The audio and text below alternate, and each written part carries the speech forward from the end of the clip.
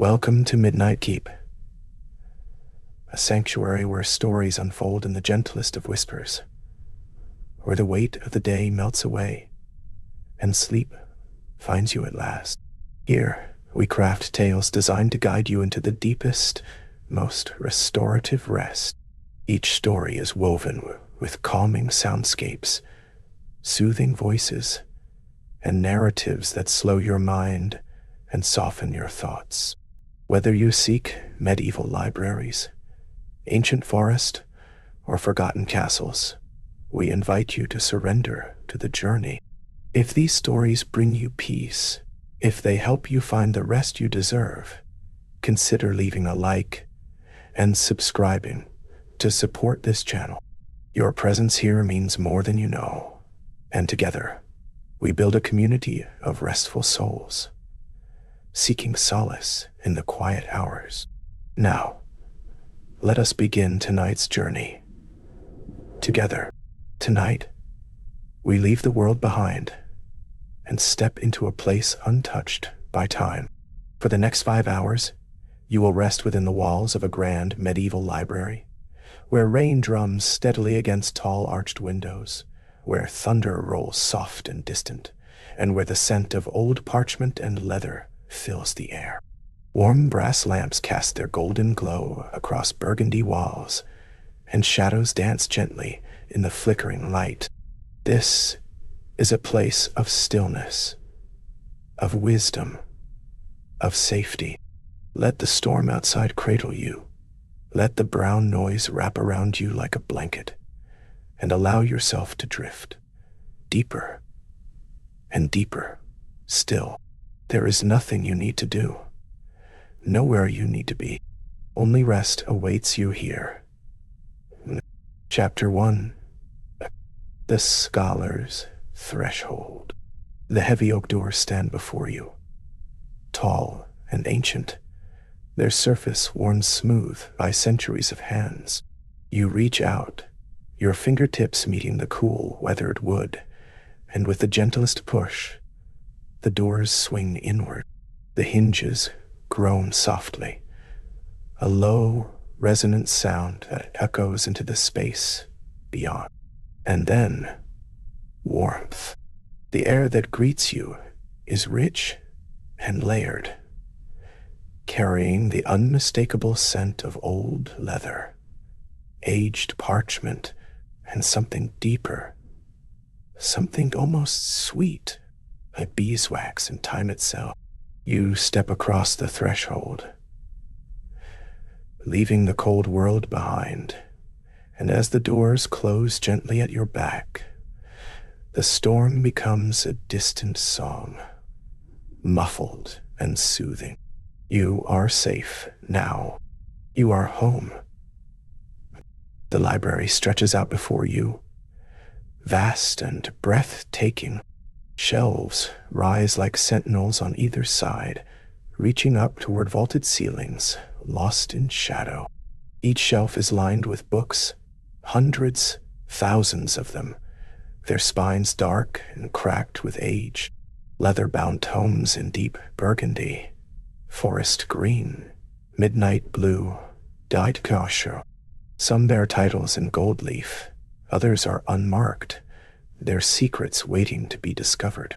The air feels thick here, not heavy, but full, as though every page holds a breath, every word a whisper. You walk slowly forward, your footsteps soft against the polished wooden floor, and the library seems to exhale around you, welcoming you deeper, inviting you to stay. There is no rush here. Time moves differently within these walls. Rain drums steadily against the tall arched windows that line the far wall. The glass is old, slightly warped, and through it you can see rivulets of water streaming down, catching the faint glow of lightning far beyond. Each droplet traces its own path, merging with others, creating ever-changing patterns that shimmer in the low light. The sound is hypnotic, a steady rhythm that pulses through the room like a heartbeat, and beneath it, so soft you almost feel it more than hear it. Thunder rolls, not sharp or startling, but deep and distant, a low rumble that resonates in your chest. The storm is out there, wild and untamed, but you are in here, cocooned in warmth and stillness. The contrast is perfect. You let the sound wash over you, grounding you, calming you. Brass lamps flicker to life as you move through the space, their flames small and steady behind glass panes. They sit on tables, hang from iron brackets on the walls, rest on shelves beside stacks of books. Each one casts a pool of golden light, warm and inviting, pushing back the shadows just enough to reveal glimpses of the room. The burgundy walls seem to glow in the lamplight, rich and deep, absorbing the warmth and reflecting it back. You notice paintings hanging between the shelves, old portraits of scholars and scribes, their faces serious and thoughtful, watching over the library with quiet dignity. Potted ferns sit in shadowed alcoves, their dark fronds spilling over ceramic pots. Everything here feels intentional, chosen with care, placed with reverence. This is a place that honors knowledge and those who seek it.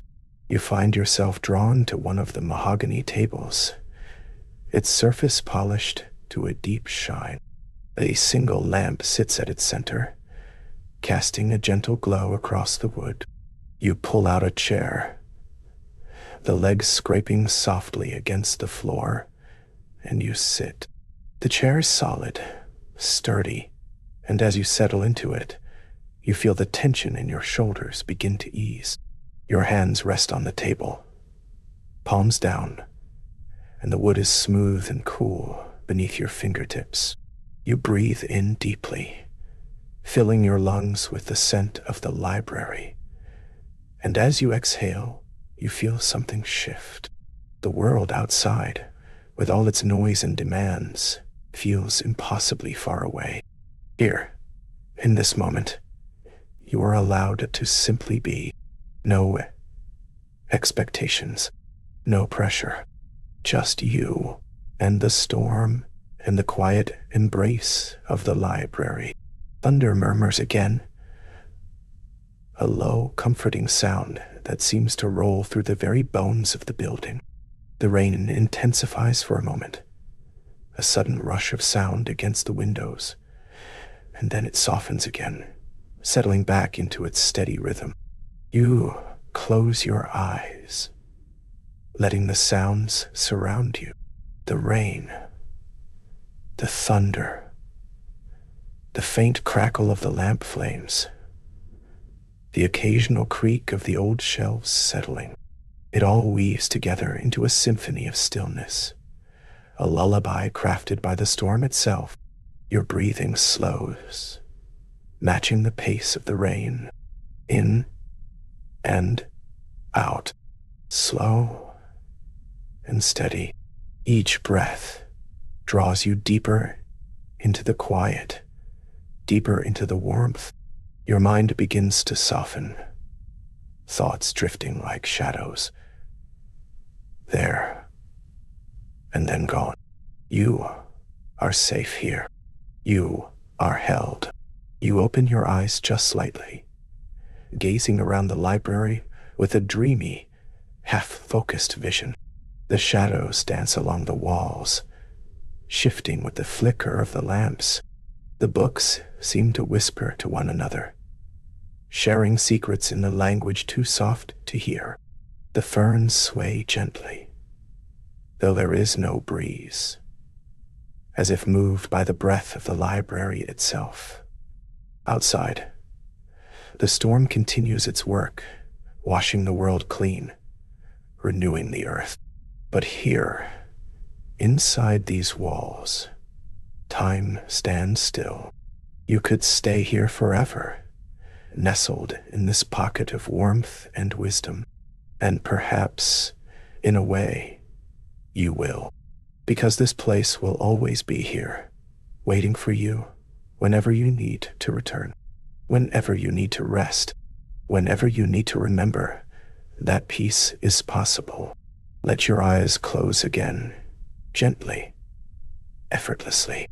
Let your body sink deeper into the chair, supported, cradled. The library holds you now, and the storm sings you toward sleep. The rain will not stop. The thunder will not fade. They will be here all night, keeping watch over you as you rest. There is nothing you need to remember, nothing you need to solve. Only this, the warmth of the lamp, the scent of old pages, the steady drum of the rain. You are a scholar of rest now, and this is your threshold. Step through it, into the deep, into the dark, into the softest, most restorative sleep. The library will be here when you wake, but for now, let go, drift, sleep. Home. Free. You are safe. You are home. You are held. Chapter 2. The rain-washed glass. Was. We rise now from the comfort of our sanctuary, drawn by a sound that has been calling to us all along. The rain. That gentle, persistent rhythm beckons us closer to the source. Our footsteps are silent on the ancient stone floor as we drift toward the towering arched windows that line the eastern wall. Each step feels weightless, unhurried, as though we are moving through water or dream. The air grows cooler as we approach, carrying with it the mineral scent of rain on old glass, the faint metallic promise of distant lightning. These windows have witnessed countless storms, centuries of weather, and tonight they frame the tempest with quiet grace. The darkness beyond the glass is alive with movement, with falling water, with the wild whisper of the wind. We stand before the first window, and the world transforms. Rivulets of rain trace serpentine paths down the ancient glass, each droplet finding its own route through invisible channels worn by time. The water moves in slow motion, or perhaps it is we who have slowed, our breathing matching the rhythm of the rain. Some streams merge and divide, creating tributaries of silver that catch the lamplight behind us. Others race downward in straight, determined lines, vanishing into the darkness of the sill below. The glass itself is old, hand-blown, with imperfections that bend and distort the storm beyond. Through these warped panes, the night seems to ripple and breathe, as if the boundary between inside and outside has become something soft.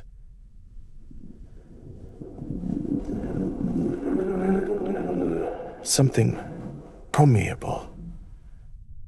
Something almost alive. The rain falls steadily, endlessly, a sound so constant it becomes silence, so familiar it becomes part of our own heartbeat. We press closer until our breath fogs a small circle on the cold glass. Through this window we can see only darkness and water, the storm erasing everything beyond. There are no stars tonight, no moon, only the deep velvet black of a world washed clean. And yet, there is comfort in this erasure. The storm has simplified everything, reduced the world to its most essential elements: rain, glass, stone, breath. Nothing more is needed. Nothing more exists. We feel the coolness radiating from the window. Feel it on our face, our hands, a gentle reminder that we are safe inside, sheltered, held by these ancient walls while the weather rages harmlessly beyond. Then, light, a distant flash, so faint we might have imagined it. Lightning, far away on the horizon, illuminating the library for a single heartbeat. In that brief moment, shadows leap and dance. The spines of books flash gold and crimson. The ferns seem to shiver with secret life. And then darkness returns, deeper than before, as our eyes struggle to adjust. But the memory of that light lingers, printed on our vision like a photograph. We saw, for just an instant, the true vastness of this library, the towering shelves stretching upward into shadow, the alcoves branching into unseen depths. The lightning reminded us that we are small here, cradled in something much larger than ourselves, something that has stood for centuries and will stand for centuries more. We move to the next window, and the next, following the rain. Each pane of glass tells its own story. Each one distorts the storm in its own particular way. Through one window, the rain seems to fall in spirals. Through another, it appears to rise. The old glass plays tricks with light and water, bending reality into something dreamlike, something that exists only here, only tonight. Our reflection appears faintly in the dark glass, a ghost watching a ghost. Both of us transparent, both of us belonging to the space between worlds. We lift a hand, and our reflection lifts its hand, and we are not certain anymore which one of us is real. Perhaps we are both equally true. Perhaps we are both equally dream. The thought does not trouble us. We are too calm, too heavy with peace, to worry about such distinctions.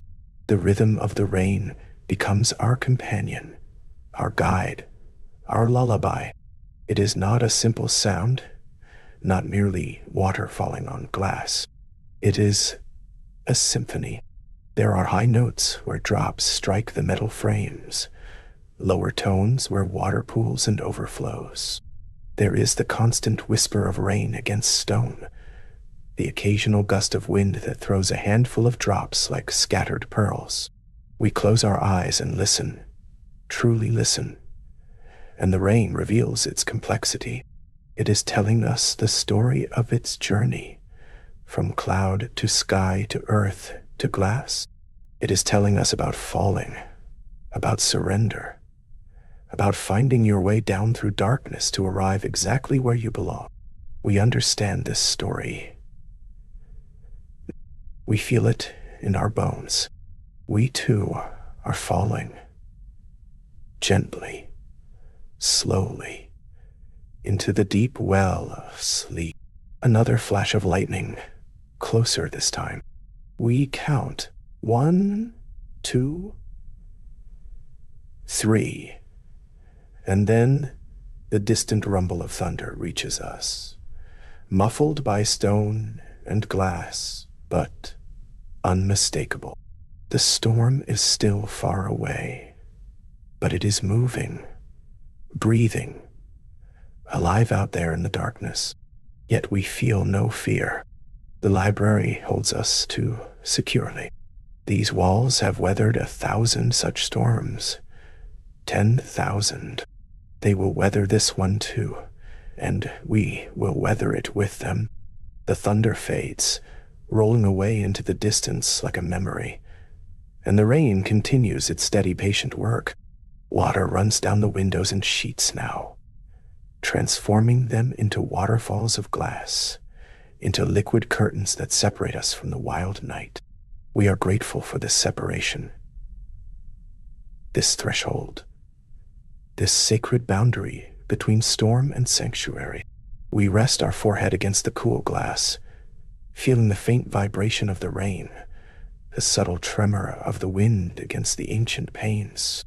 It is like pressing our head against the heart of the storm, feeling its pulse, its life. But we are not part of the storm. We are observers, witnesses, dreamers watching from safety. The cold glass grounds us, reminds us of our body, our breath, our presence in this moment. We feel the weight of our limbs, the steady rise and fall of our chest, the slowing rhythm of our thoughts. Everything is slowing. The rain slows. Time slows. Our heart slows. We are becoming part of the library, part of the stone, part of the ancient peaceful darkness that fills these spaces between the books. We are becoming still. We are becoming quiet. We are becoming sleep itself. The rivulets on the glass blur and soften, or perhaps it is our vision that blurs and softens. We watch the water trace its endless paths, down and down and down, and our thoughts trace similar paths, winding and wandering toward rest. There is nothing we need to do, nothing we need to remember. The rain will continue without us. The storm will pass or not pass. The library will stand, and we can let go. We can release our grip on wakefulness. We can trust these windows to hold back the weather, trust these walls to shelter us, trust the darkness to be gentle. Another flash illuminates the night, painting the rain silver for an instant, and we barely notice. We are already half dreaming, already drifting into that soft country between waking and sleep, where rain sounds like breath, and breath sounds like rain. The rain-washed glass asks nothing of us, expects nothing, simply receives the storm and transforms it into beauty. We can be like the glass, receiving this night, this moment, this deep and perfect peace. The water continues its serpentine dance, rivulet after rivulet, drop after drop, eternal and unchanging. And we turn slowly from the windows, carrying their rhythm with us, the rain already part of our breathing, part of our heartbeat. The storm will be our companion through the night. Its steady voice will sing us down into the deepest sleep. And when we wake, if we wake, the glass will still be here, still transforming chaos into beauty, still holding the line between wild and safe. But for now, we walk back into the warm lamplight, back toward our resting place, the sound of rain following us like a blessing, like a promise, like a lullaby without end. Chapter 3. Among the ancient tomes, the library reveals itself in layers, inviting us deeper into its embrace. We move slowly now, deliberately, as if drawn by an invisible thread woven through centuries of silence. The shelves rise before us like cathedral walls, their wooden frames darkened by age and devotion. Each step forward feels like a pilgrimage, our feet barely whispering against the polished floor, the sound swallowed by the rain's endless song against the windows. Here, between these towering monuments of knowledge, the world beyond feels impossibly distant. The storm continues its work, drumming its patient rhythm, while we, sheltered and small, begin to wander among the guardians of forgotten wisdom. The air itself feels thick with time, with the weight of words written long before we drew breath, and we surrender to the pull of exploration. Our eyes adjust to the lamplight, to the way it plays across leather spines, each one a doorway to another world. The shelves stretch endlessly upward, disappearing into shadow near the vaulted ceiling. We cannot see where they end, and somehow this comforts us. To be surrounded by such vastness, such quiet abundance, soothes something deep within. We reach out, almost without thinking, and our fingertips meet the first spine. The leather is cool, surprisingly soft, worn smooth by countless hands before ours. A title gleams in gold lettering, the script ornate and flowing, though we do not try to read it. Not yet. For now, it is enough to simply feel, to trace the embossed letters with the pad of one finger, to connect with this small fragment of history. The rain plods our curiosity, its rhythm never faltering, wrapping us in its protective cocoon. We move to the next shelf, and the next, our hand trailing along the worn edges of volumes that have stood here longer than memory. Some spines are cracked with age, their leather split to reveal the parchment beneath. Others remain pristine, as if waiting for the right moment, the right reader. We do not disturb them.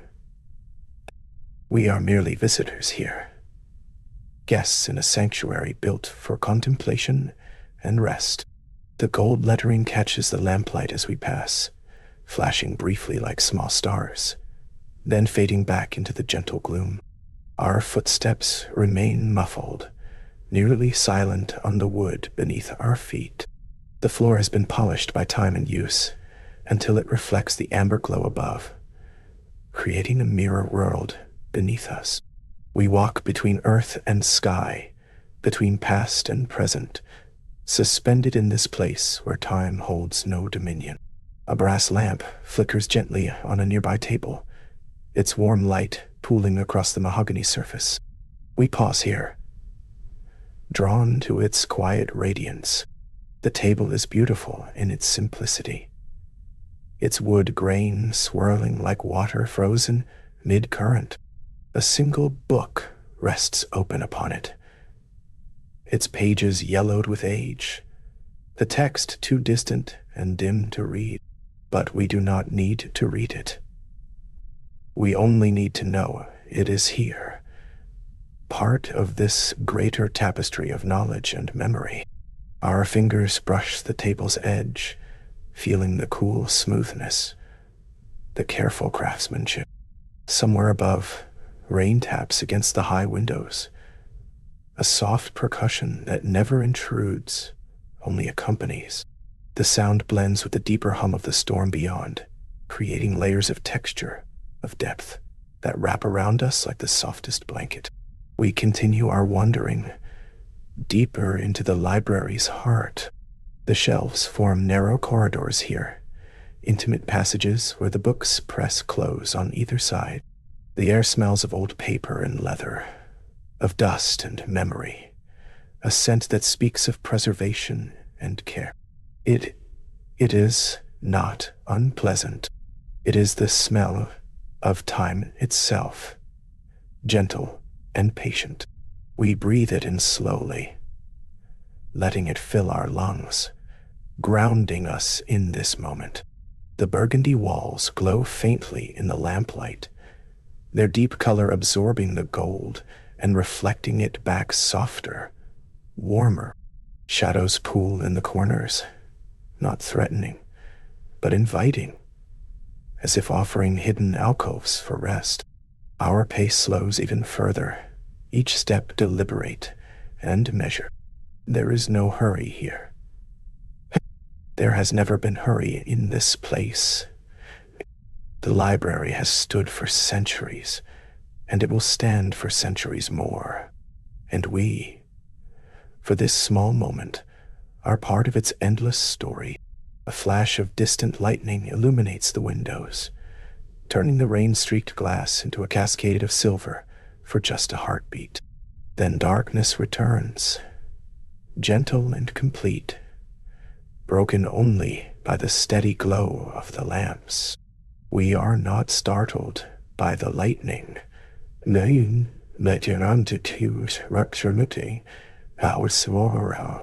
It is too far away, too muffled by the storm's thick curtain. It is simply a reminder that the world continues beyond these walls, that the tempest rages on, while we remain safe and dry, cocooned in this refuge of knowledge. Our hand finds another shelf, another row of books. These volumes are larger, their spines thicker, bound in deep greens and browns.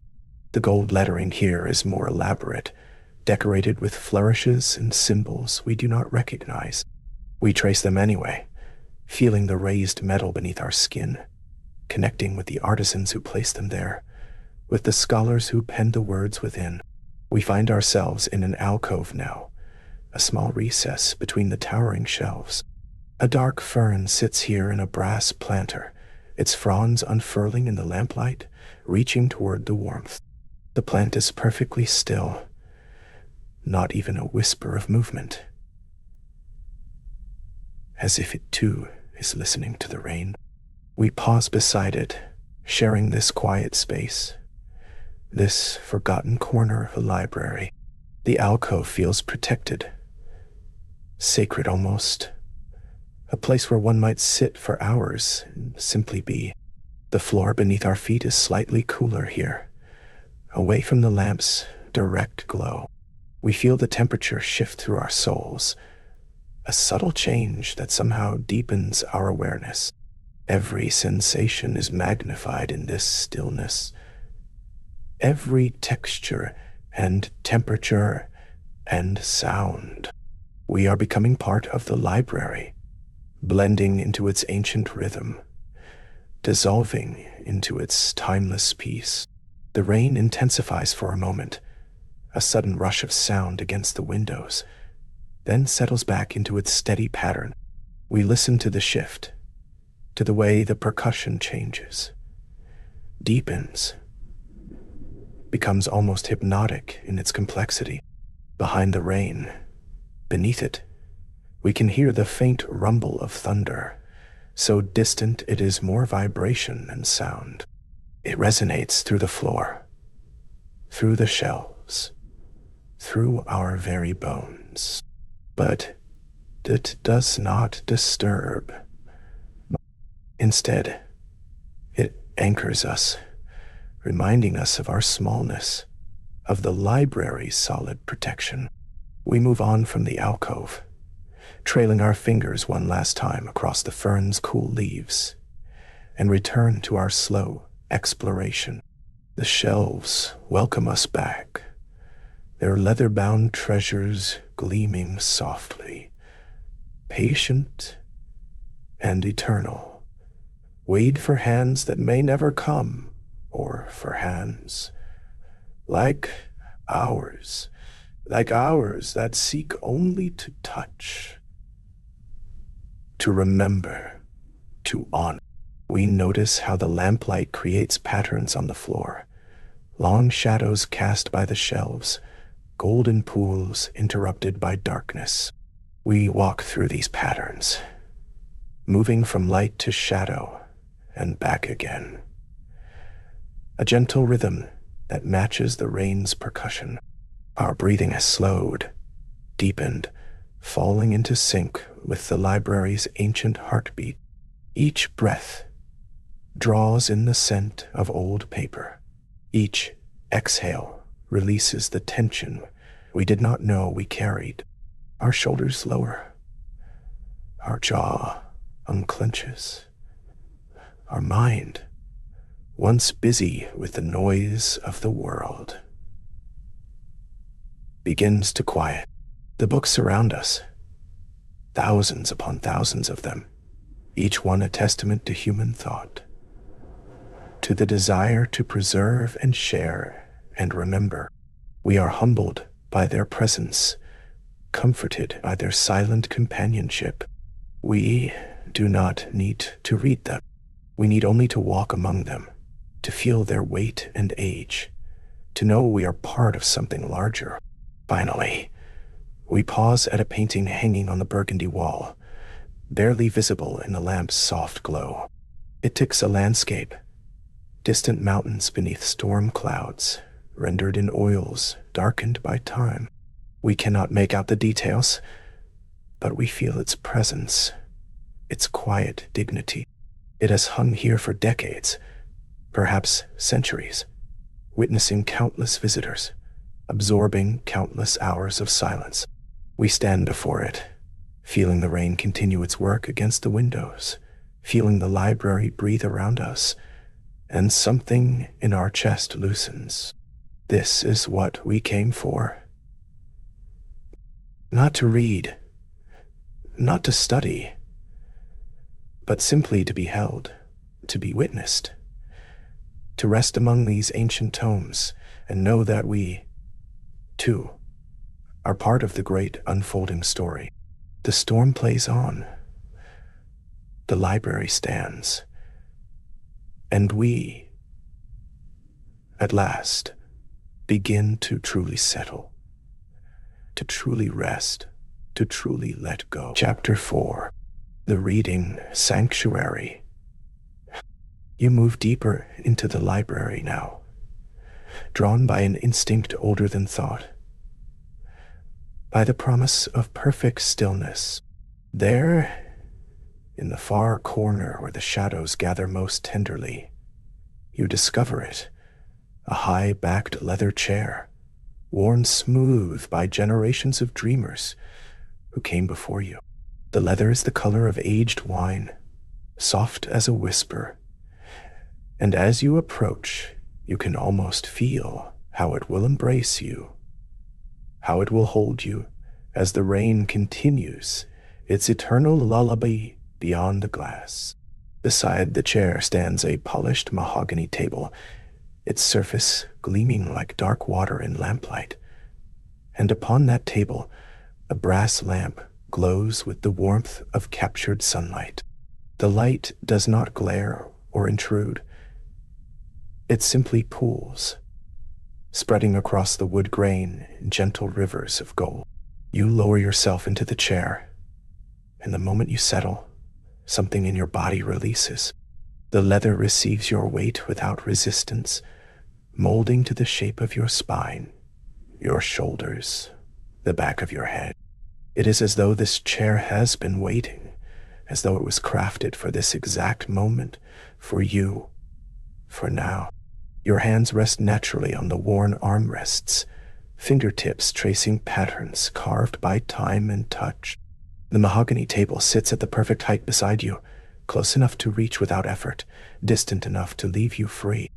And the brass lamp. Oh, the lamp. Its glow falls across the polished wood like honey, illuminating the grain, each ring and whorl a record of years, of seasons, of silent growth. The rain has not stopped, will never stop. You understand this now, and the understanding brings comfort rather than concern. It drums against the tall windows in waves, sometimes soft as breathing, sometimes building to a crescendo before falling away again. The rhythm is hypnotic, predictable yet ever-changing, like the beating of a great heart somewhere beyond the walls. You breathe with it, in as the rain swells, out as it softens. Your chest rises and falls in time with the storm, and you feel yourself sinking deeper into the chair, deeper into this moment, deeper into the quiet sanctuary of now. The lamplight flickers just slightly, not from any draft, but from the quality of stillness itself, from the way peace moves through a room. On the walls around you, vintage oil paintings hang in ornate frames, their surfaces catching the lamplight in subtle ways. You do not study them closely. You simply let your gaze drift across them, noting the dark shapes within. A landscape, perhaps a portrait half lost in shadow, a still life of books and candles and forgotten hours. The paintings seem to breathe with the room, their colors deepening and lightening as the lamp flickers and the rain shadows move. They have hung here for so long that they have become part of the walls themselves, part of the library's dreaming mind. And you, Settling deeper into the leather chair, you are becoming part of this place too, woven into its silence, its patience, its timeless rest. The shadows play. They move so slowly, you barely notice at first, but as your breathing deepens, as your eyelids grow heavier, you begin to see them. Gentle shifts of darkness across the paintings, across the spines of distant books, across the polished surface of the table. The shadows are not empty.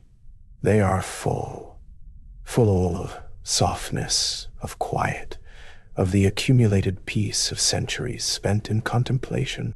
They do not threaten, they invite. They are the library's way of saying, rest now, let go.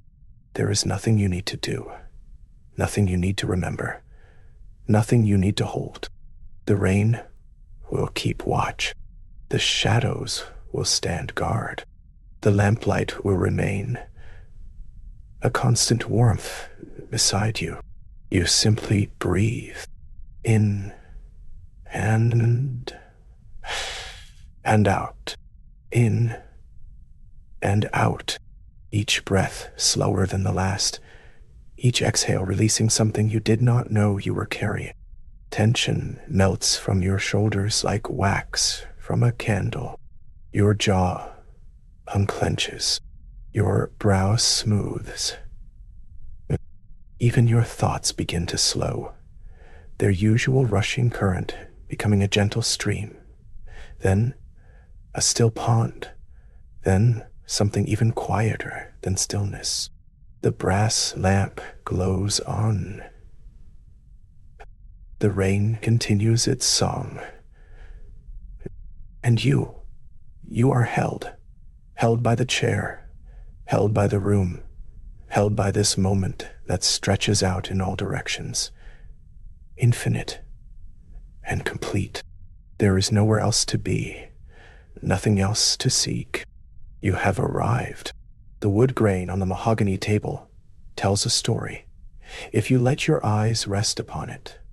Not a story in words, but in rings and lines, in the slow spiral of growth, in the patient record of sun and rain and seasons. You do not try to read it. You simply let it be there, beautiful and unhurried, a testament to time's gentle work. The brass lamp beside it casts its light without effort, without asking anything in return. It simply glows, and in glowing, reveals the texture of wood, the weight of shadow, the quality of air in a room where peace has settled like ancient dust. Your eyelids flutter, heavy now. So heavy, but it is a pleasant weight, a welcome surrender. Outside, beyond the rain-streaked windows, the storm continues its patient work, washing the world, renewing it, returning everything to silence and simplicity. But here, inside this sanctuary, you are dry and warm and utterly safe. The high back of the leather chair rises behind you like a guardian, sheltering you from all that does not serve your rest. The armrests cradle your hands. The cushion supports your body with the gentleness of clouds. And the light, the golden light from the brass lamp, it does not fade. It does not waver. It remains, a quiet promise that you are not alone, that this place will hold you through the long, peaceful hours of the night. The paintings on the walls seem to fade, now, not disappearing, but softening into the general dimness, becoming suggestions rather than certainties, smudges of color in the gathering dark. The shadows deepen, but they do not darken. They simply grow richer, fuller, more present, like velvet curtains drawing closed around your awareness. The rain's voice becomes everything, the only sound that matters, a constant, rolling whisper that fills the spaces between your thoughts then fills your thoughts themselves, then becomes your thoughts, until there is only the rain, only the chair, only the breath moving in and out of your body like tide. You do not need to do anything now. You do not need to stay awake. The library will remain. The lamp will glow. The rain will sing its endless lullaby against the glass. And you can simply let go. Let yourself sink into the leather, into the warmth, into the gathering softness of sleep. Your breathing slows to almost nothing. Your body becomes weightless, and somewhere in the distance, somewhere beyond thought, beyond effort, beyond the need to know or understand, you feel yourself drifting down into the deep, safe darkness, into the reading sanctuary of dreams, where all the stories ever written are waiting to welcome you home. Rest now. Rest. The library keeps watch, and you are free to sleep. Chapter 5. The deepening storm. Noon now by. The deepening storm. Thunder rolls closer now, a low resonant rumble that seems to rise from deep within the earth itself, vibrating through the ancient stone walls that surround us. You feel it in your chest, in your bones, a gentle percussion that syncs with the steady rhythm of your breathing. The storm is no longer distant, no longer a mere whisper at the edges of the night. It has arrived, settling over the library like a heavy velvet curtain, wrapping us in its embrace. And with its arrival comes a sense of surrender, a quiet yielding to the natural world beyond these walls. The rain intensifies, each drop multiplying, layering, creating a white noise blanket that swallows every other sound. It is all-encompassing now, a continuous rushing presence that asks nothing of you, expects nothing, simply exists alongside your gradual descent into rest. The lamplight seems dimmer now, softer, as though the flames themselves are growing sleepy. The brass fixtures glow with a muted warmth, their golden halos shrinking inward, becoming more intimate, more personal. Shadows deepen in the corners of the room, spreading like dark water across the burgundy walls. The vintage paintings that hang in their ornate frames seem to recede further into the gloom, their subjects watching over you with patient, silent eyes. This dimming is not a darkness to fear, but a gentle veiling, a natural progression toward the quiet that sleep requires. The light knows when to retreat, when to soften its touch, allowing your eyes to rest, your vision to blur and soften at the edges. You blink slowly, each closure lasting a fraction longer than the last, and the room welcomes this, encourages it, holds space for your weariness. In the ceramic pots scattered throughout the library, dark ferns sway slightly, moved by unseen drafts that slip through the old stone. These currents of air are ancient, traveling through hidden passages, beneath doorways, around windowsills that have settled unevenly over centuries. The ferns respond with a barely perceptible motion, a gentle nodding, as though they too are succumbing to the hypnotic pull of the storm. Their fronds are deep green, almost black in this low light, and they move with a slow grace that mirrors your own deepening calm. Watch them sway. See how they bend without resistance, how they flow with the invisible forces around them.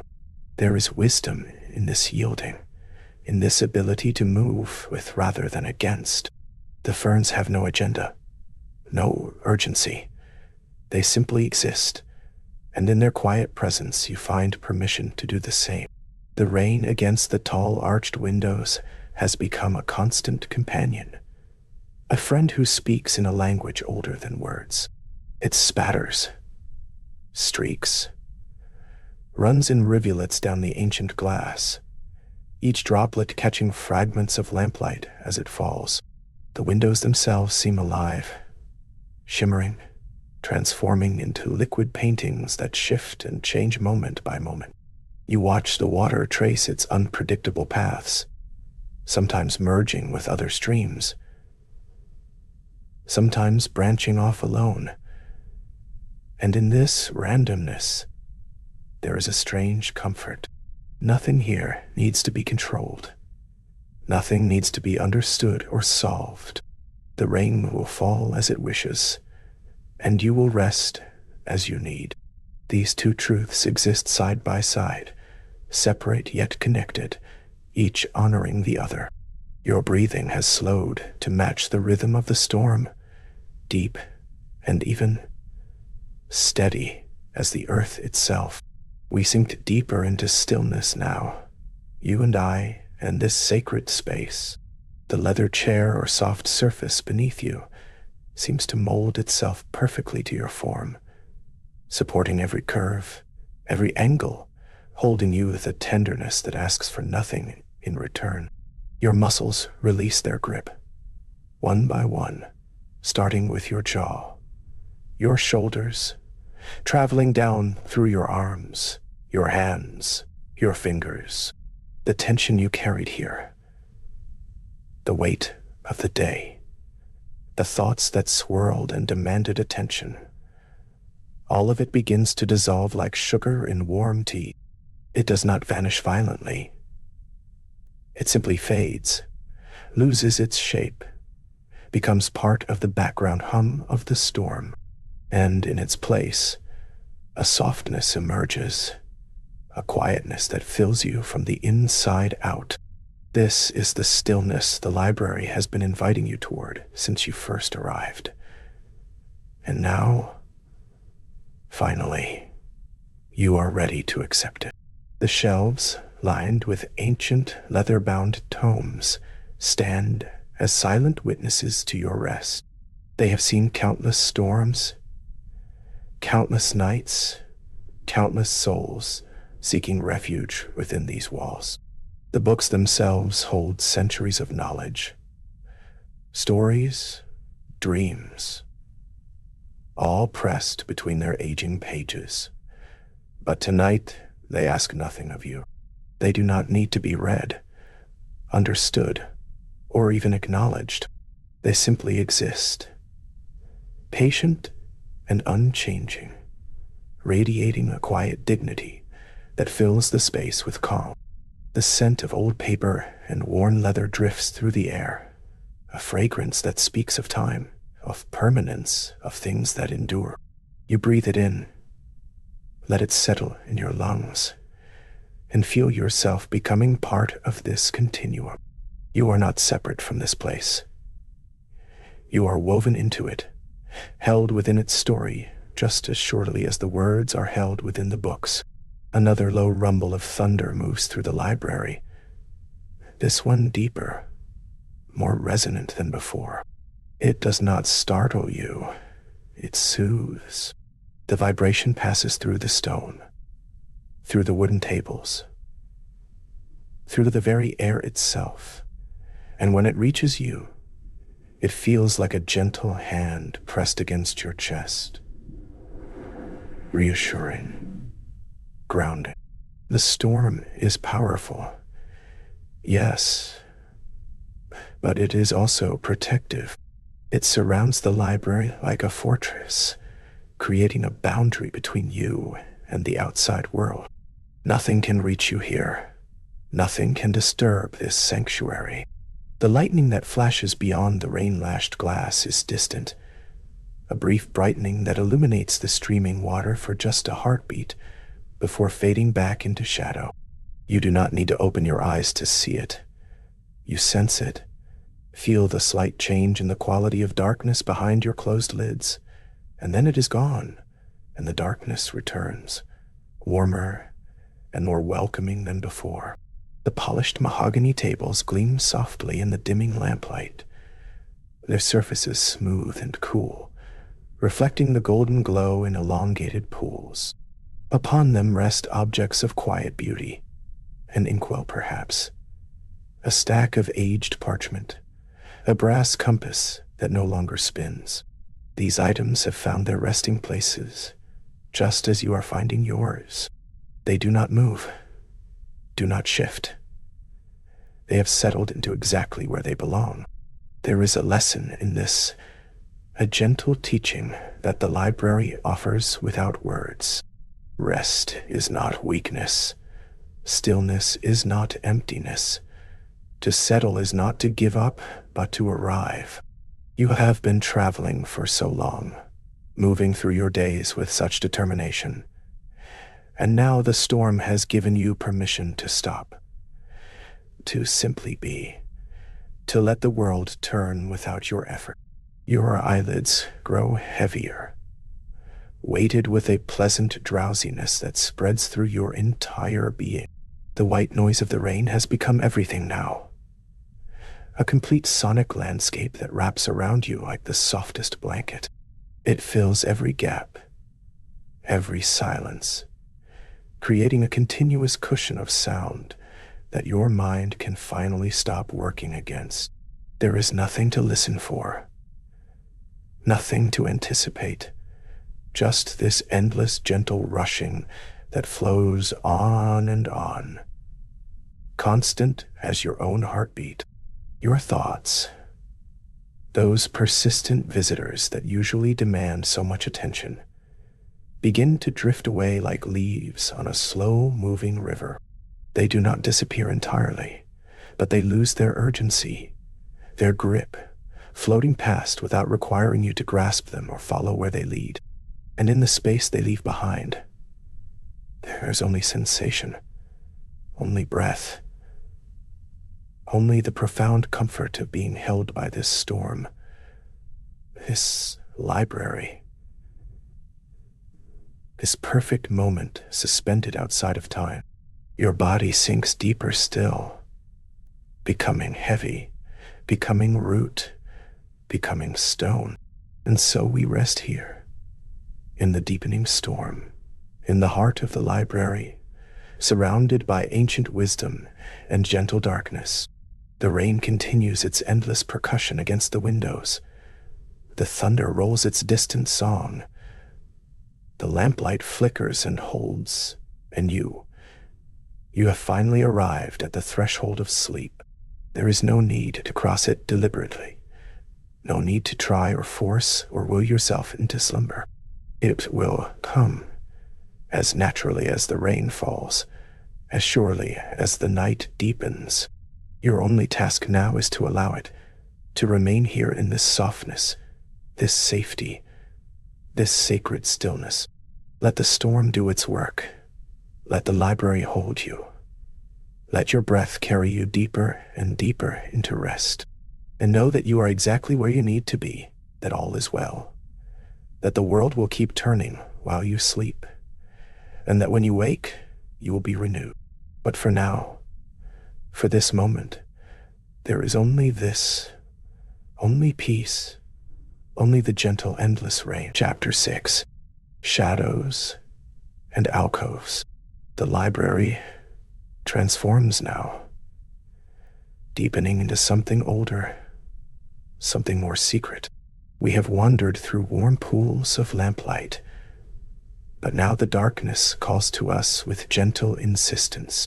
The alcoves open before us like doorways into dreams, each one a pocket of shadow nestled between towering bookcases. Here, the light does not quite reach, and that is exactly as it should be. The rain continues its patient work against the windows, a rhythm so constant it has become part of the air itself, part of our breathing. Thunder rolls somewhere far beyond these walls, a low rumble that seems to come from the earth, from the foundation stones themselves. We feel our pace slowing, our footsteps softer, as if the shadows themselves are drawing us deeper into their embrace. The library knows we are growing tired, and it welcomes our weariness, offering these dark, quiet corners as a place to rest. We drift toward the first alcove, a narrow space carved between shelves that rise higher than we can see. The books here are older, their spines cracked and faded to colors we cannot name in this dim light. Leather and vellum, cloth and gilt, all softened by time and shadow. The darkness pools here like water, thick and cool, and we step into it as one might step into a familiar room. Our eyes adjust slowly, finding the faint edges of things, the corner of a shelf, the curve of a book's spine, the glint of a brass fitting. But we do not need to see clearly. In this place, sight is less important than feeling, and what we feel is safety, enclosure. The gentle pressure of the dark around us like a soft blanket.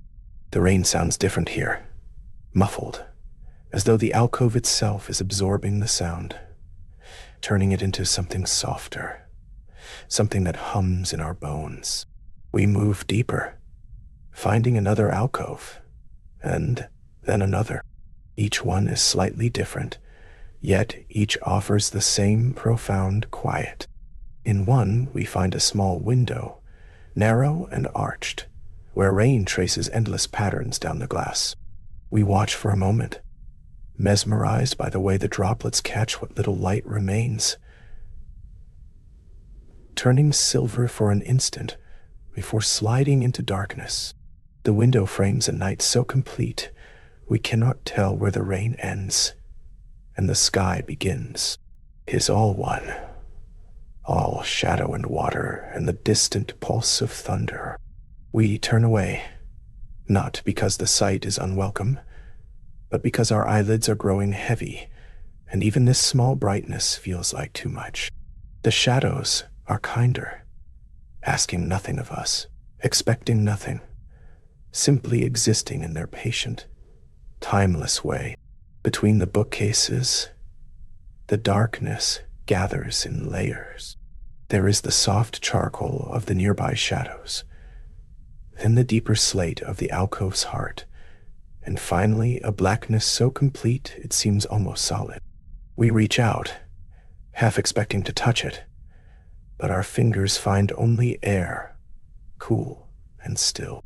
The books on either side of us are silent witnesses, their pages holding centuries of words we will never read, stories we will never know.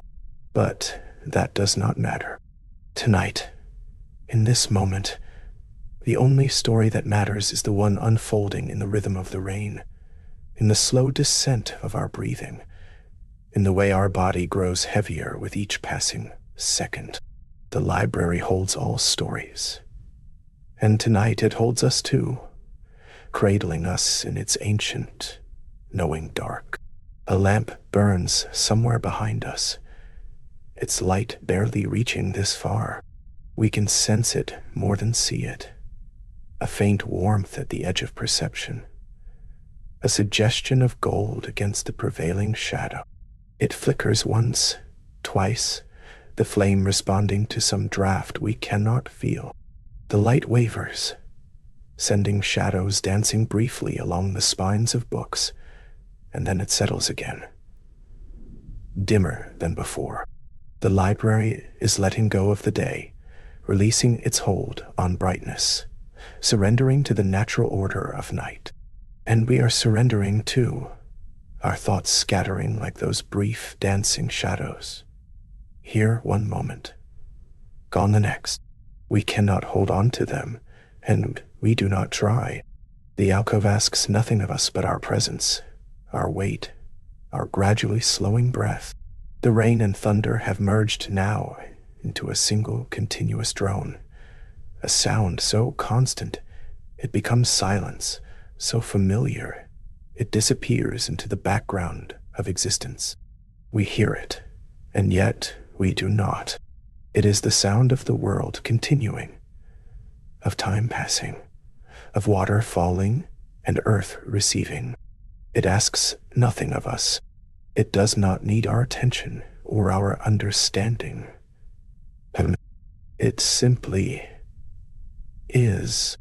And we are content to let it be. Our eyelids flutter, half closed now, the darkness visible even through our lashes. How easy it would be to close them fully, to let the weight of them settle, to stop the effort of holding them open. But not yet. Not quite yet. There's still this alcove to explore, this particular quality of shadow to appreciate, this specific arrangement of dark and darker and darkest to understand. We find ourselves leaning slightly, our shoulder nearly touching the bookcase beside us. The wood is cool through our clothing, solid, real. It has stood here for centuries, will stand for centuries more, indifferent to our brief presence. And there is comfort in that, in the library's permanence, in its utter lack of concern for our small, fleeting worries. We are just one more reader, one more wanderer seeking refuge among its shadows. How many others have stood in this exact spot, in this exact alcove, listening to rain, feeling sleep approaching? We cannot know, but we sense them. A presence in the darkness, the ghosts of all those who came before, all those who found peace here. They are not frightening. These ghosts, they are companions, fellow travelers on the long road to rest. The thunder rumbles again, so distant, now it might be happening in another world. We feel it more than hear it. A subtle vibration in the floorboards, in the walls, in the bones of the library itself.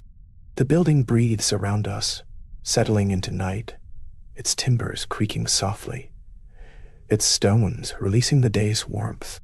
Everything is letting go. Everything is sinking into the deep well of darkness. And we are sinking too, our body growing heavier, our thoughts dissolving like sugar in water. The alcove holds us, the shadows embrace us. The rain continues its endless, patient song. We could stay here forever, suspended in this moment, neither fully awake nor fully asleep, existing in that soft space between, where nothing is required, where nothing is required, where nothing matters but the next, and the next, and the next.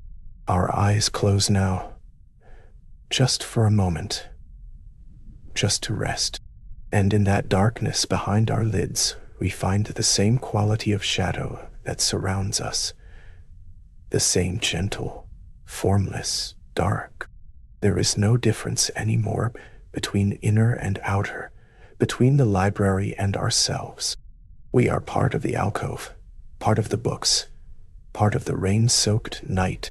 The boundaries have dissolved, and we float in a sea of shadow and sound, drifting, drifting.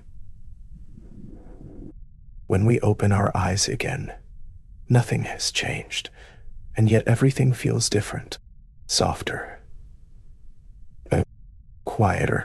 The lamps have burned lower still, their light barely a whisper now. The alcoves are deeper, the shadows more complete, and we are ready, so ready, to let go completely. We take one last slow breath, drawing in the scent of old paper and leather, of wood and stone, and the clean smell of rain.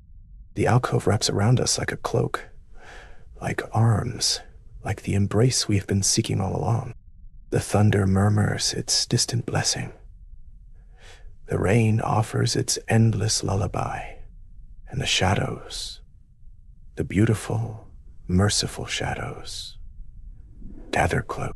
Our body is so heavy now, sinking into itself, into the floor,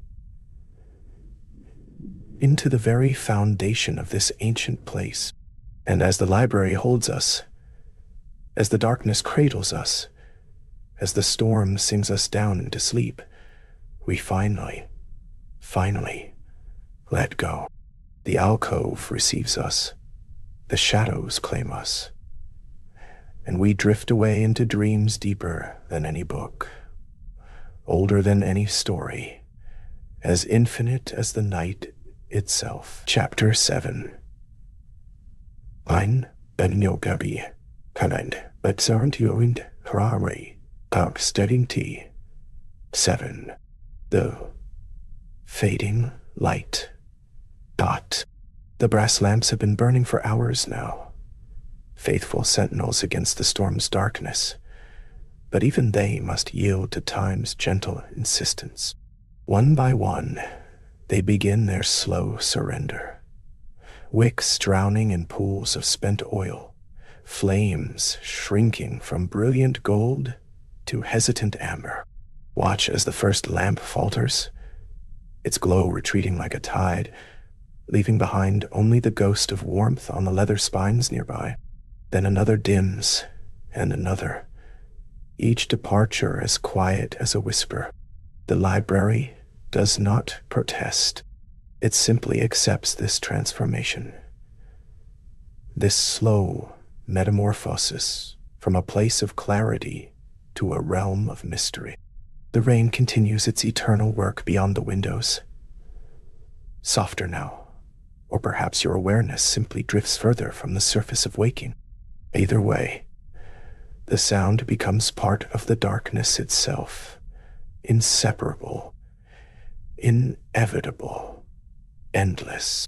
The burgundy walls that once held such richness, such depth of color, now fade toward charcoal and ash. What was vivid becomes suggestion. What was certain becomes possibility. The transition happens so gradually you cannot mark the moment of change, cannot point to the instant when red became gray, when definition dissolved into shadow. The vintage paintings that adorned these walls retreat into their frames, their subjects becoming silhouettes, their stories held in reserve for daylight hours that feel impossibly distant. A gilded frame still catches the smallest glimmer from a surviving lamp, just enough to remind you it exists, just enough to anchor you to this place. But even that small certainty feels temporary, fragile, as though the next breath might extinguish it entirely. And perhaps that would be acceptable. Perhaps the library knows something about darkness that we have forgotten, something about the comfort found in letting go. The mahogany table before you, polished to such perfection earlier, now holds only the faintest sheen. Light no longer pools across its surface. Instead, there are only suggestions, hints of reflection, echoes of the glow that once defined every groove in the wood. Run your fingers across it and feel how the darkness has changed its texture, made it somehow softer, more forgiving. The open book resting there has lost its words to shadow. The pages remain. You can feel their presence, their weight. But the letters have retreated into mystery. It does not matter. You were not here to read anyway. You were here to rest, to breathe, to let the storm wash over you like a blessing. The brass lamp nearest the table flickers, its flame dancing with uncertainty, and you wonder how much longer it will persist. Minutes, perhaps. Sometimes some eternity, arm down the sorrow, minutes pass, or hours. Time has become as obscure as the light. In the alcoves where shelves stretch toward distant ceilings, the darkness gathers with particular intent. Those recesses that once held shadows now become shadow themselves, deep wells of black that seem to pulse with their own quiet rhythm. The leather spines of ancient books vanish into that darkness, their gilt lettering no longer catching even a spark of illumination. They rest now, truly rest, released from the obligation of being seen. You can still sense them, their presence thick as incense, the accumulated weight of centuries of thought and wonder pressed between covers and binding. But they belong to the night now. They belong to this moment of surrender. Somewhere in those alcoves, a drop of water finds its way through ancient stone, and the soft clip of its landing echoes like a heartbeat. Slow, steady, patient, guide. The library breathes around you, and you breathe with it, falling into synchrony, falling into peace. The tall arched windows, those magnificent frames that have held the storm at bay, now become something else entirely. With the lamps fading, the glass no longer reflects the warm interior. Instead, it opens onto pure darkness, onto the infinite night beyond. Rain still traces its wandering paths down the panes. You can hear it, feel it, but you can barely see it now. Occasionally, the faintest impression of movement, a glimmer where water catches some distant, unknown source of light. Perhaps starlight breaking through clouds, perhaps lightning so far away its flash arrives silent and spent, or perhaps simply the imagination filling in what the eyes can no longer confirm. It does not matter which. The effect remains the same, a sense of being suspended between worlds, between the solid reality of stone and wood, and the liquid dream of storm and night. You are safe here, held in this threshold, belonging fully to neither waking nor sleep. The potted ferns that brought such life to shadowed corners, their dark fronds reaching and curling, have become silhouettes against lesser darkness. You can trace their shapes if you focus, the familiar arc of each leaf, the dense clustering at the center, but they feel more like memories now than living things. Still, they remain. Still, they grow in this perpetual twilight, content with what little light remains. There is something profoundly comforting in that, in their patient endurance, in their acceptance of these conditions. They do not strain toward brightness. They do not wither in shadow. They simply exist, drawing what they need from the air, from the moisture, from the ancient stone that holds steady beneath everything. Be like the ferns, the library seems to whisper. Be like the shadows. Be like the rain. Ask for nothing more than this moment, this breath, this singular point of existence where storm and shelter meet. Another lamp surrenders, its flame shrinking to a blue ember before winking out entirely. The darkness rushes in to claim that space, gentle, inevitable, like water filling the depression left by a lifted stone. And with each extinguished flame, the library transforms. Distances become impossible to measure. That far wall might be 10 feet away, or 10 miles. The ceiling could be just overhead, or open to infinite sky. In darkness, the mind releases its grip on dimension, on geometry, on all the rigid structures that define the waking world. You float in amber twilight now, in the space between, where only the softest suggestions remain. A glimmer on wood, a whisper of rain, the phantom warmth where a lamp used to burn. Your own breathing, slow and deep, joining the symphony of subtle sounds. Nothing demands your attention. Nothing requires your thought. There is only this gentle dissolving, this blessed fading, this slow descent into the most peaceful darkness you have ever known. The rain's percussion, that steady rhythm that has accompanied every moment, begins to feel distant now, not quieter, necessarily, but further away, as though you are sinking deeper into the library, or deeper into yourself, to a place where external sounds become ambient, become atmosphere, become indistinguishable from your own pulse. The storm continues its work beyond these walls. You know this.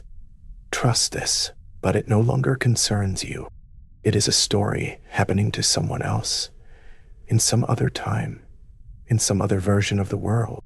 Here, now, there is only warmth, only shadow, only the gentle weight of exhaustion settling over you like the finest blanket, like accumulated centuries of dust on unopened books. Soft and complete.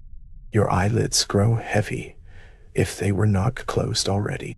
Your limbs sink deeper into whatever supports them, chair or cushion, or simply the forgiving air itself. Every muscle releases. Every tension dissolves. You are held, safe, forgotten by urgency, remembered only by peace. Only one lamp remains now, a single point of amber light in an ocean of shadow. It flickers, uncertain, like a question being asked in a language you once knew, but have since forgotten. The flame dances, reaches, pulls back, and you watch with detached curiosity, wondering which breath will be its last. But there is no anxiety in the watching, only acceptance, only the quiet recognition that all light must eventually yield, that all warmth must eventually cool, that all things move toward rest. The library has taught you this through its patient architecture, through its endless collection of finished stories, through the very rain that erodes stone over centuries. Everything ends. Everything transforms. Everything finds its way home to darkness and silence. And in that truth, there is no fear, only relief, only the deep, abiding comfort of knowing that you too can stop, can rest, can finally let go. The last lamp hesitates, flares once with unexpected brightness, a final gesture of defiance or farewell, and then, softly, gently, with a tenderness that breaks your heart and mends it in the same moment, it goes out. Darkness complete. Sikikim Nabi. Tur. Arbauer Biartiki. Darkness total. Darkness warm as velvet and soft as forgiveness. The library vanishes into itself, becomes myth, becomes memory, becomes the space between thoughts where dreams are born. The rain continues, you think, somewhere. But even that certainty slips away, dissolving into the vast and gentle nothing that holds you now. There is no library. There is no storm. There is no you.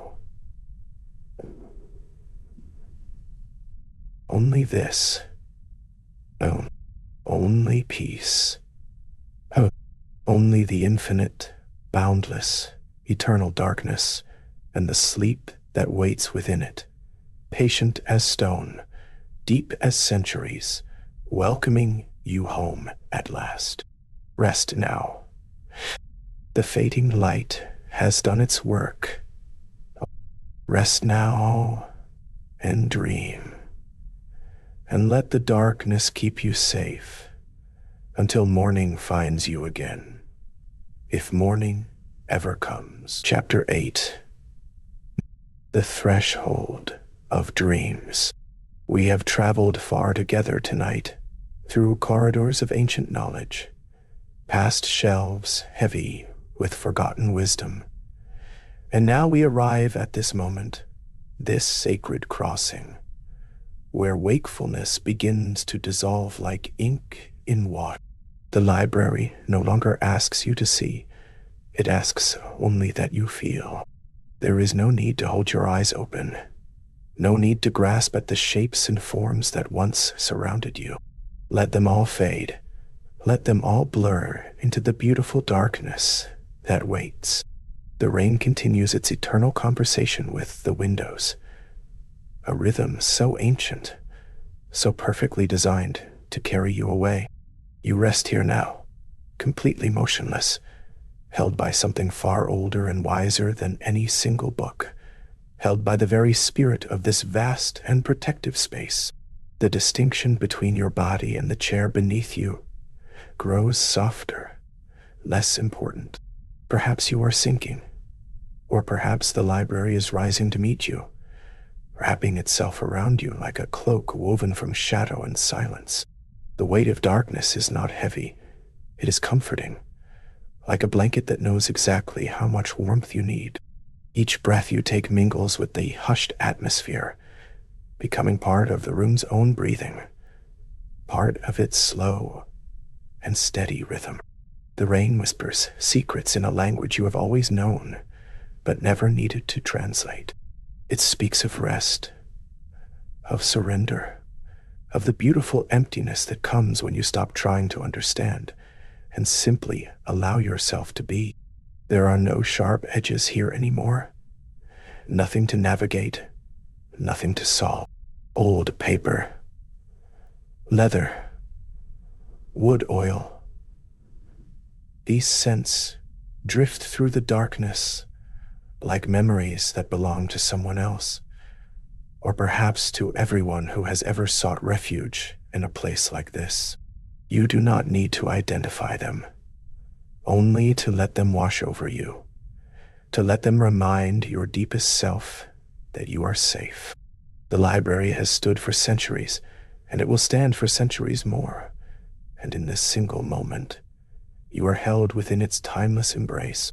The storm outside continues its work, raindrops finding their paths down ancient glass, wind testing the strength of stone walls that have never failed. But inside, here, with you, there is only stillness, only the profound quiet that lives beneath all sound, the silence that exists between heartbeats, between thoughts, between one breath and the next. You have crossed the threshold now, that invisible boundary between the waking world and the realm of dreams. It happened so gradually you did not notice, like dusk becoming night, like candlelight fading to ember. There's nothing left to do, nowhere left to go. The journey through the library has brought you exactly here, to this perfect moment of absolute rest. Your limbs are heavy, impossibly heavy, as though they have become part of the furniture itself, part of the ancient architecture, and that is exactly as it should be. Let yourself be stone, be wood, be shadow.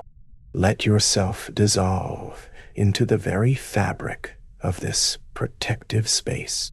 The rain agrees. Yes, yes, its voice a constant affirmation, a lullaby that requires nothing of you but your surrender. Somewhere in the darkness, shelves continue to hold their books, but you no longer need to see them. Somewhere brass lamps still glow, but you no longer need their light. Everything you required from this place, you have already received. The library has given you permission to stop watching. Stop thinking. Stop thinking. Permission to simply drift.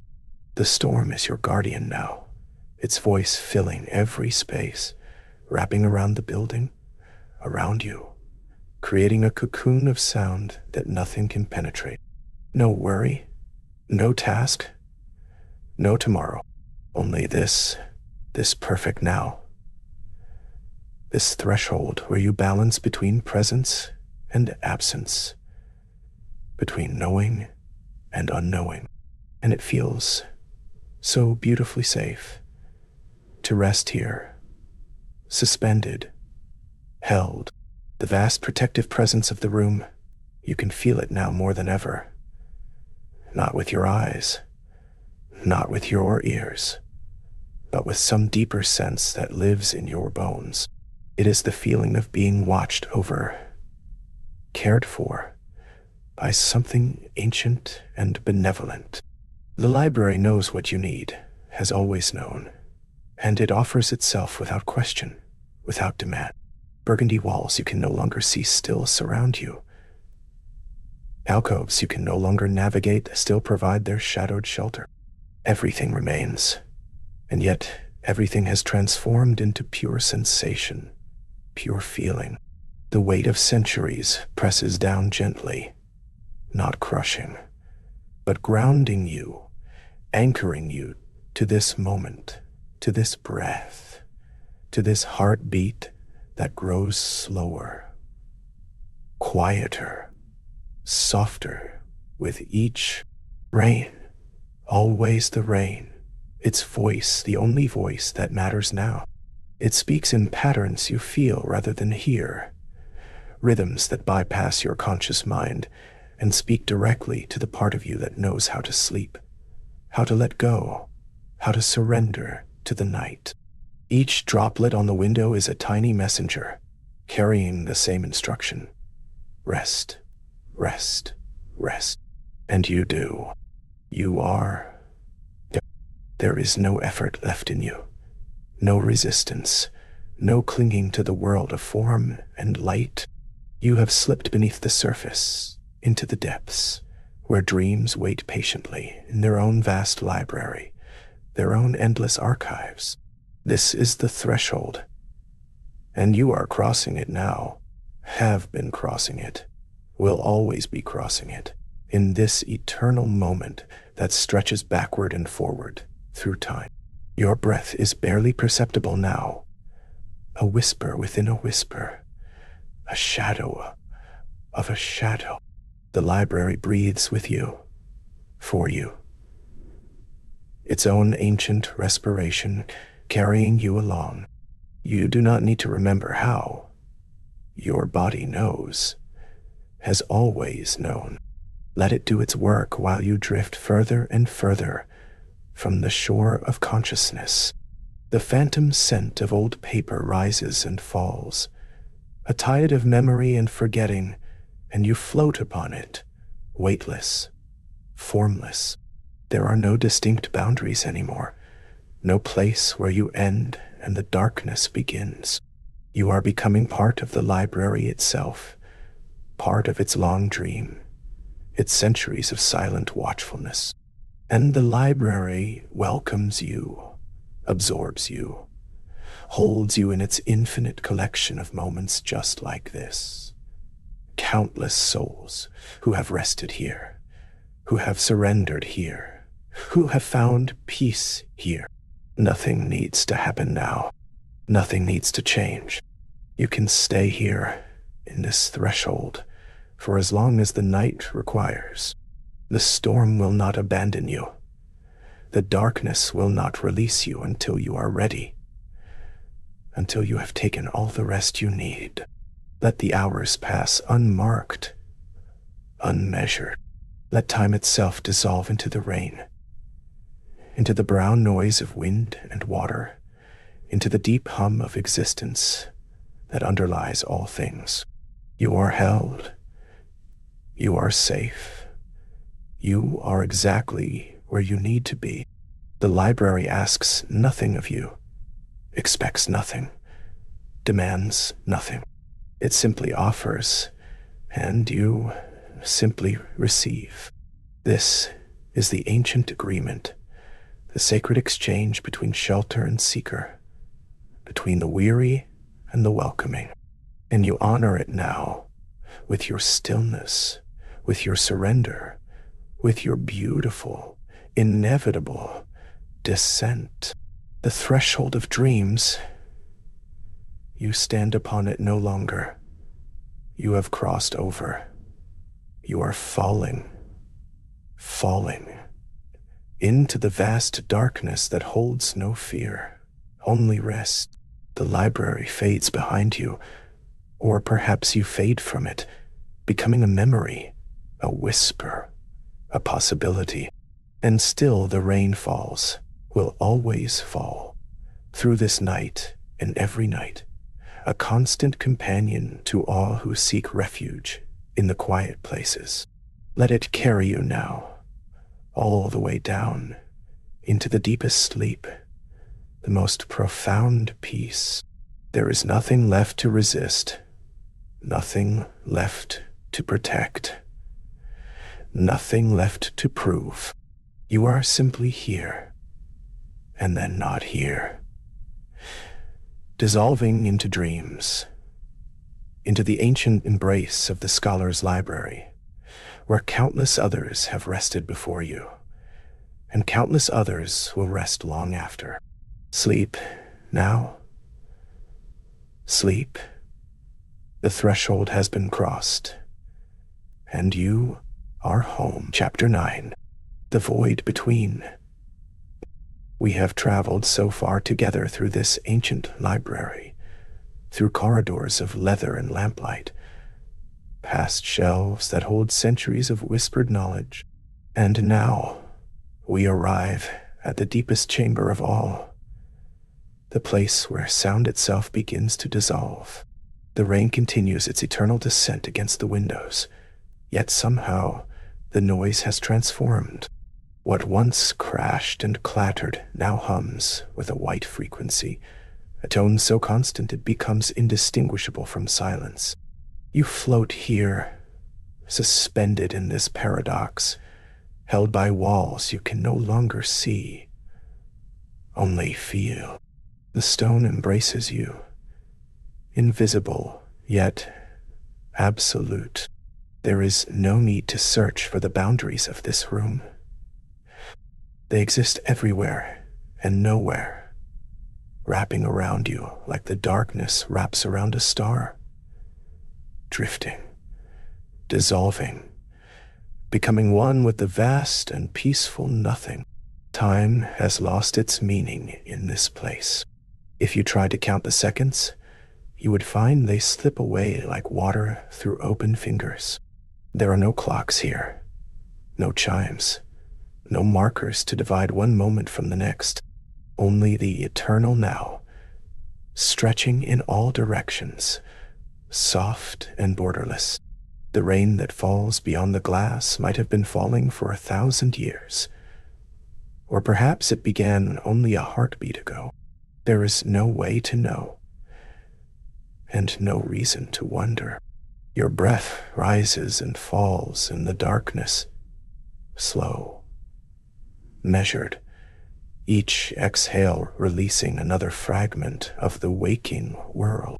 You are sinking deeper into the void between, that sacred space where sleep and consciousness meet, where thought dissolves before it can fully form, leaving only warmth, only stillness, only the gentle awareness that you are safe here. Perfectly, completely safe. The library around you has become a memory, or perhaps a dream. You remember the brass lamps with their golden pools of light, the leather spines of ancient books, the burgundy walls that glowed like embers. But now these images drift past you like clouds, beautiful and distant, requiring no effort to observe, no energy to hold. They simply are, and then they are not, and both states feel exactly the same. The darkness here is not an absence, it is a presence, a soft weight that settles over you like the finest velvet. It presses gently against your eyelids, your shoulders, the crown of your head, reminding you that you are held, that you are grounded even as you float. The rain whispers its endless lullaby, a sound so familiar now it has become part of your own breathing, part of your own heartbeat, inseparable, eternal, perfect. Thoughts that once seemed important now drift past like fallen leaves on a slow river. You watch them go without grasping, without following. They are not yours to carry anymore. Each one dissolves into the white noise, into the gentle static of rain that has become indistinguishable from silence. Your mind empties itself naturally, effortlessly, the way a pool empties when the dam is lifted. There is no force required, only permission, only release. And in the space where those thoughts once lived, there is now only depth, only vastness, a quiet so profound it hums with its own music. You are aware, but barely, like a single candle flame in an infinite cathedral, flickering, dimming, content to burn softer and softer until there is only warmth, only glow, only the memory of light dissolving into darkness. Beautiful. The stone walls that surround you have become extensions of your own being. You cannot see them, but you feel them. Ancient and patient, holding space for your surrender. They have witnessed countless sleepers before you, countless souls who found their way to this void between waking and dreaming, and they will witness countless more. Long after this night has faded into memory, there is comfort in this, in knowing you are part of something eternal, something unchanging. The rain continues, as it always has, as it always will, each drop a tiny messenger carrying the same news. Let go. Let go. Let go. And you do, muscle by muscle, breath by breath.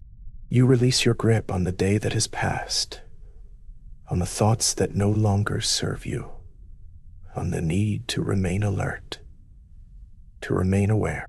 You sink deeper into the cushions of darkness, into the void that asks nothing of you, that expects nothing, that simply holds you as you dissolve.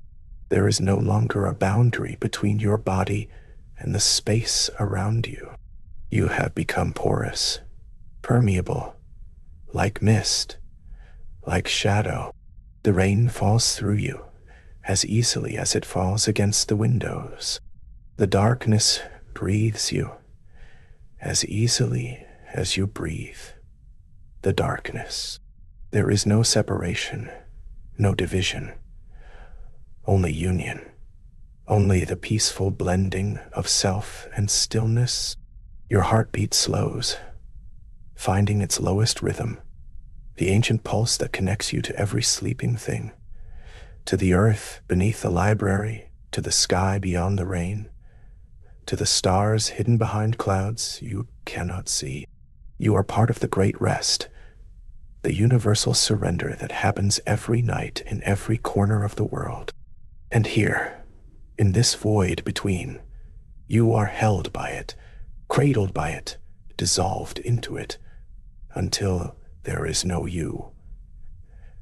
And there is no void, only the infinite, only the absolute,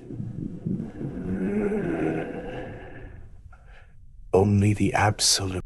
Sound has become texture now, no longer heard but felt.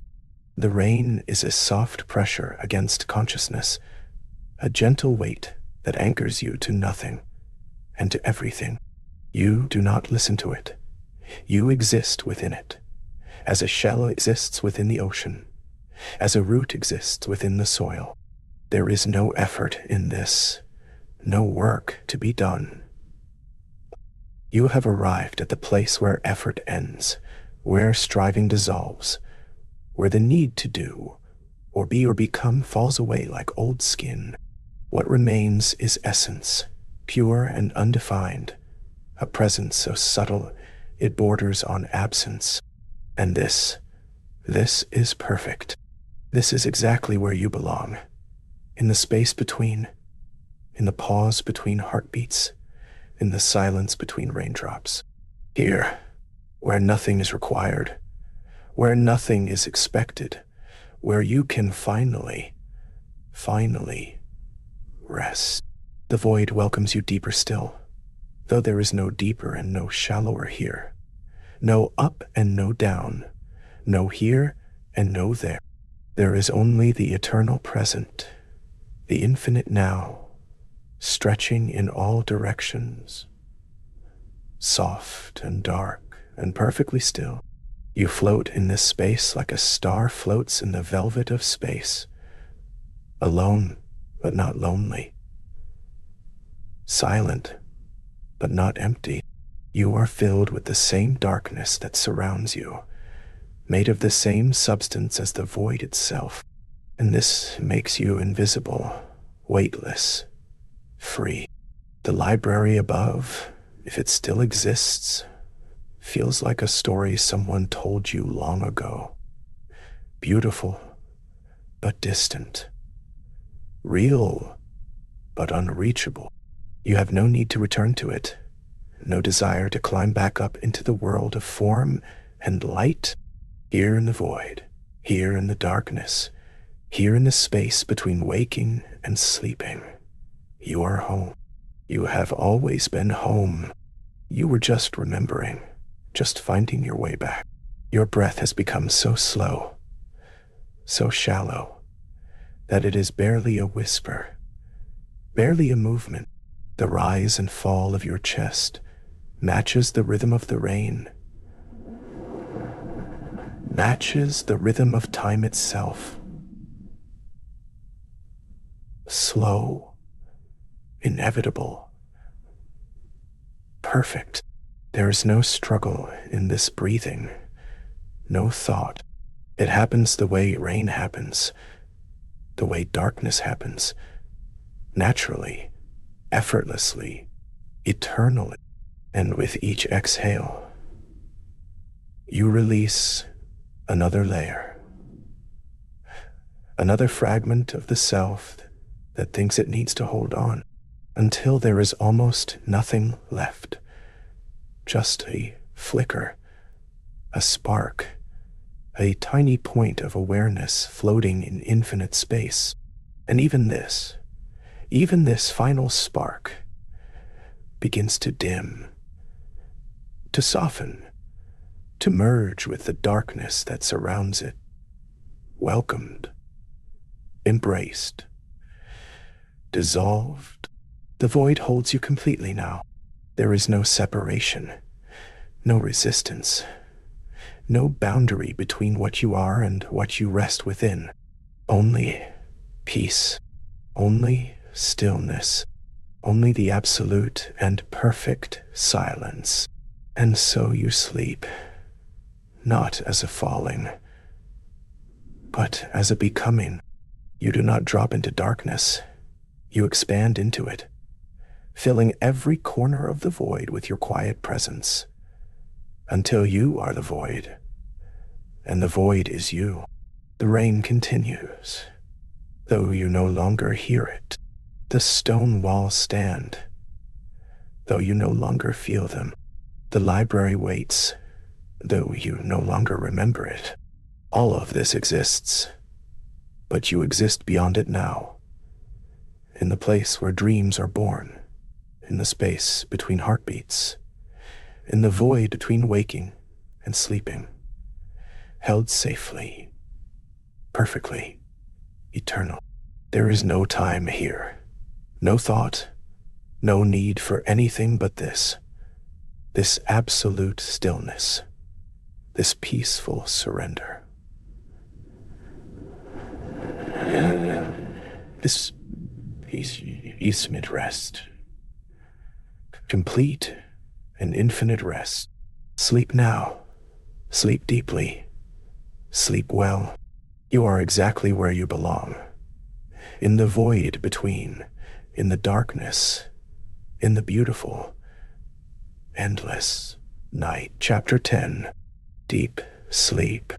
We have crossed over now, crossed beyond the threshold where waking meets dreaming, the library with all its ancient wisdom, the storm with all its fury and music, the world with all its weight and worry. All of it has receded, slipping away like water through open fingers, retreating into a vast and welcoming void.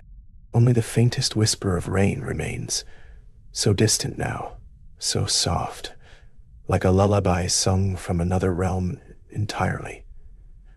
A memory of comfort rather than sound itself. It drifts through the darkness, gentle, persistent, a thread connecting you to the sanctuary that holds you. But even this tender sound grows quieter with each breath, fading, dissolving, becoming one with the silence that cradles you.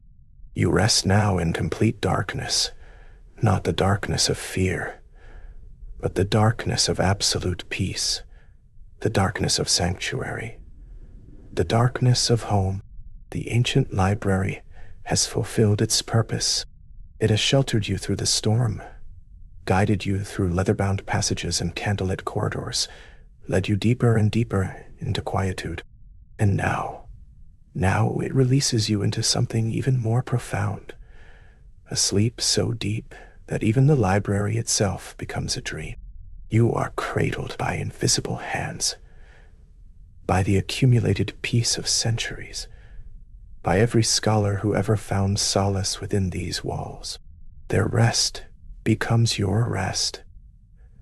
Their dreams become the foundation of your own. The burgundy walls have dissolved into velvet shadow. The shelves of books have become pillars of silence. The brass lamps have dimmed to nothing, leaving only the warm afterglow behind your closed eyes, a gentle amber darkness that asks nothing of you, expects nothing, simply holds you in perfect stillness. Your body has grown impossibly heavy. Each limb, each finger, each muscle has surrendered completely to gravity, to the mattress beneath you, to the earth below. You could not move, even if you wished to, and you do not wish to. There is no desire left, no impulse toward waking, no thought that requires attention. Your breathing has become so slow, so shallow, that you barely notice it anymore.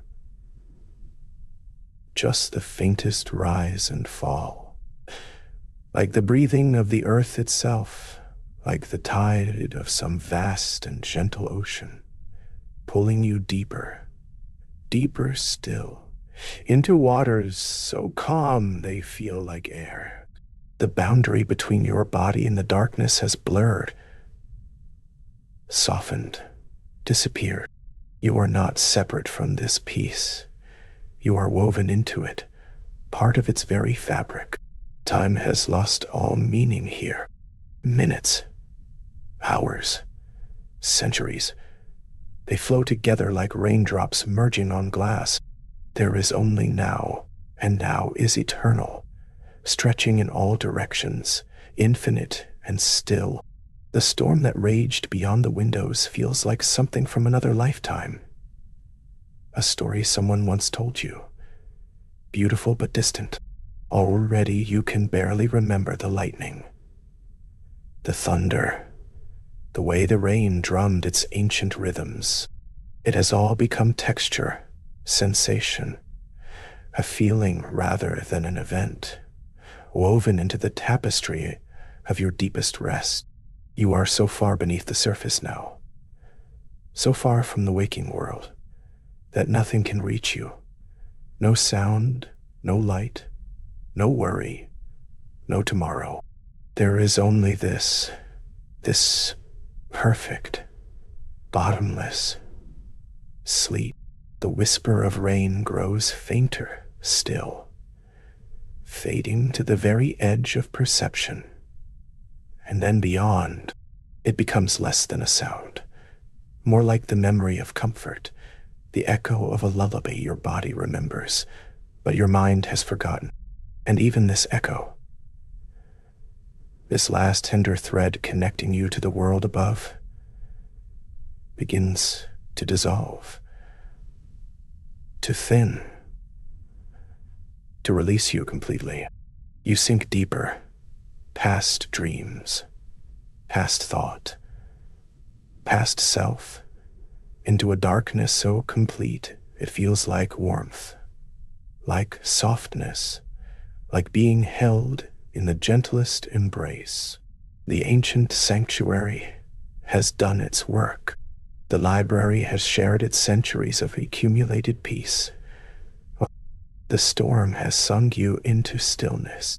And now you are simply, deeply, profoundly asleep, claimed fully by rest, by renewal, by the healing darkness that asks nothing and gives everything. There are no more words here, no more images, no more pathways to follow, only sensation. And even sensation has grown dim, distant. You float in a space beyond space, suspended in perfect equilibrium, weightless and heavy at once, held and released simultaneously. The darkness is not empty. It is full of peace, full of rest, full of deep nourishment that only true sleep can bring. Your mind has grown quiet as snow falling on snow, each thought dissolving before it fully forms, leaving only stillness, only silence, only the vast and gentle nothing that cradles you. And you trust this nothing. You surrender to it completely, because somewhere deep in your bones, deeper than memory, you know that this is where healing happens, where restoration unfolds, where you are remade in sleep's invisible workshop. The hours stretch and fold, meaningless, unmeasured. You rest in a place beyond time, beyond worry, beyond the need to be anywhere other than exactly here. The library watches over you still, its ancient walls holding their vigil through the deepest part of night. The books rest on their shelves, patient, eternal. The rain continues its whispered song beyond the windows, so soft now, softer than breath, softer than shadow. And you are the stillest thing of all, more peaceful than the leather-bound tomes, more quiet than the spaces between raindrops. You have become rest itself, sleep itself. You are no longer a person sleeping. You are sleep personified, woven into the fabric of the night, indistinguishable from the darkness and the silence and the infinite peace that holds you. Let yourself go deeper still, though there seems to be no deeper to go.